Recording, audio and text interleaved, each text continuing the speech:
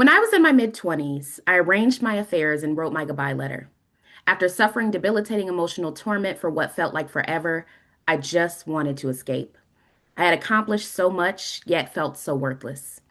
I felt like I was drowning in my sorrow, consumed by my anguish. During the pandemic, I, like many others, was plagued by almost unbearable despair and isolation. This compounded when I was laid off from a full-time job, forced to stretch my freelance income past its limits. I also was newly exiled from my church, to which I dedicated thousands of hours of my youth. And simultaneously, I was navigating crippling grief over the loss of an intense long-term relationship. For years, I drank myself to sleep almost every night, wishing for a peaceful death. One day, I felt moved to make that happen.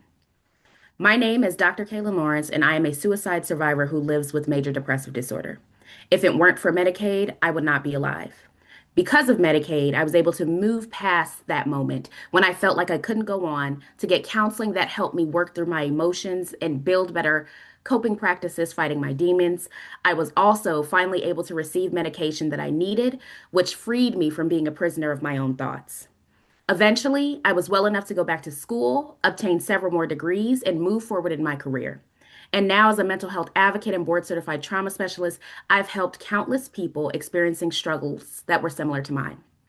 Truly life saving care takes many forms. Sometimes it is the body that needs healing, but just as often it is the mind. The cuts to Medicaid enacted in President Trump's One Big Beautiful Bill Act, or OBBBA, will put my health and the health of my family, friends, and community at risk. I am calling on all elected leaders to do everything in their power to undo these cuts and instead to build Medicaid so it is a thriving program to current and future generations.